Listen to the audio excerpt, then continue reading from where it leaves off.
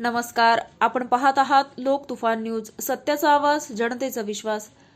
Bhajap पदाधिकाऱ्यांकडून bank मॅनेजरला मारहाण, मुख्य सूत्रधारावर कारवाई करा, अन्यथा 10 ऑगस्टला वंचित बहुजन आघाडीचे धरणे आंदोलन।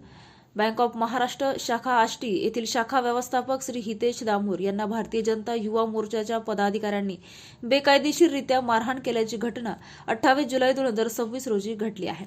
या घटनेमुळे बँक कर्मचारी आणि नागरिकांमध्ये प्रचंड दहशतीचे वातावरण निर्माण झाले असून घटनेच्या दिवशीपासून आष्टी येथील बँक शाखा पूर्णपणे बंद आहे। याचा फटका परिसरातील शेतकरी आणि सर्वसामान्य खातेदारांना बसत आहे। या मारहाणीच्या घटनेचे संपूर्ण चित्रीकरण बँकेच्या सीसीटीव्ही कॅमेऱ्यात कैद झाले असून गुंडगिरी करणाऱ्या कार्यकर्त्यांना भाजप पदाधिकारी राहुल लोणीकर हे व्हिडिओ कॉलद्वारे चिथावणी देत असल्याचे व्हिडिओ स्पष्टपणे समोर आले आहे। सोशल मीडियावर हा व्हिडिओ व्हायरल करून दहशत पसरवण्याचा प्रयत्न केला जात असल्याचा आरोप वंचित बहुजन आघाडीने केला आहे।